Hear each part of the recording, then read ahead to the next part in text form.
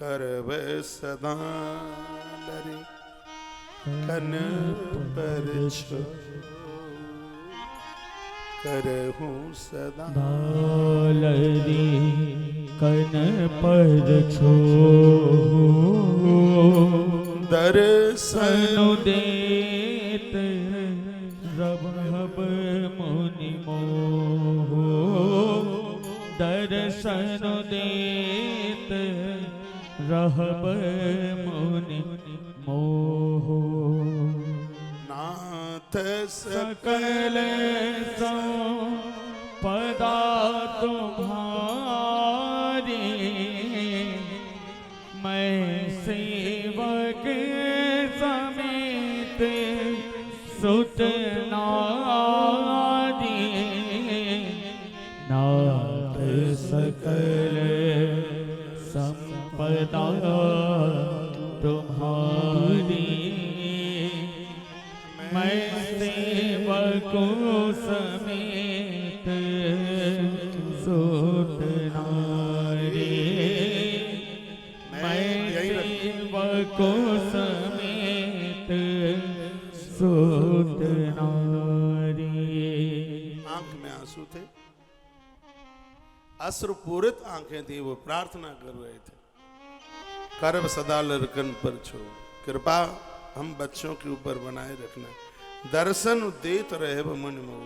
हे गुरुवर बस हमें आप दर्शन देते रहिए, आते रहिएगा अयोध्या में। अयोध्या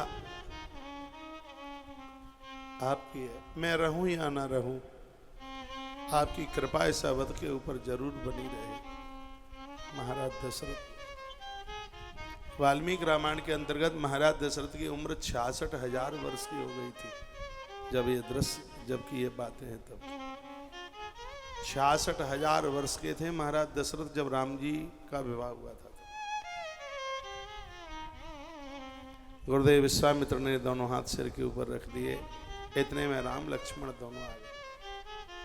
जब उन्हें पता चला कि गुरुदेव आज जा रहे हैं,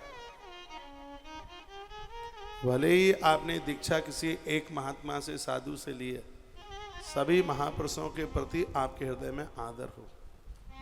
कुल गुरु तो वशिष्ठ हैं, लेकिन विश्वामित्र जी का आदर देखिए उनको।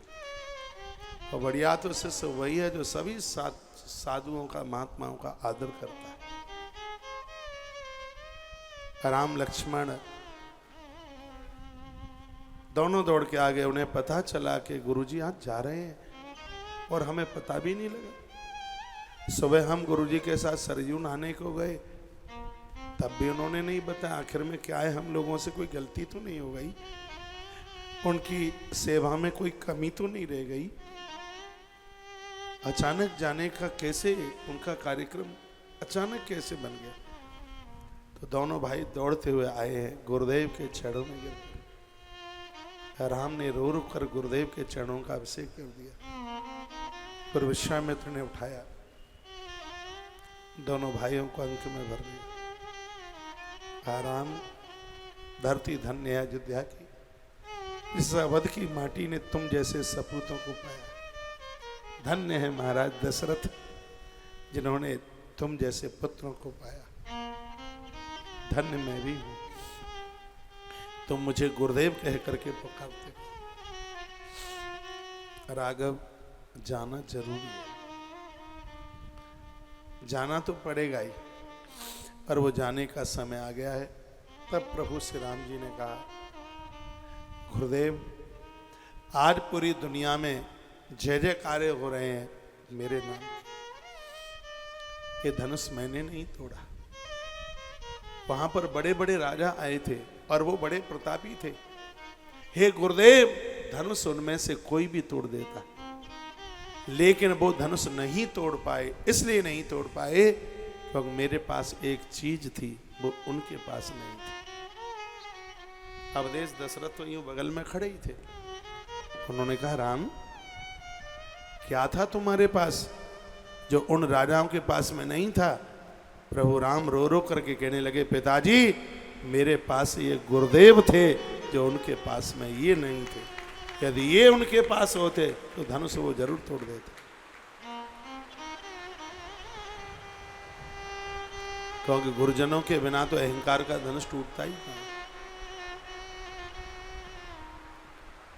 गुरुजी वशिष्ठ को राम की यह वार्ता बड़ी अच्छी लगी। शांति रूपी सीता या भक्ति रूपी सीता उनको ही मिलेगी जो राम की तरह इतने सहज हैं, इतने सरल हैं। राम की कथा तो मर्यादाओं से भरी हुई है। राम का जीवन तो सज्जनता से भरा हुआ है। राम जैसा कोई हुआ नहीं, राम जैसा कोई होने वाला नहीं है। वो बड़े बड़भाग्य भाग्यशाली है जो राम के पुजारी हैं, राम के सेवक। राम ये कह करके चुप हो गए।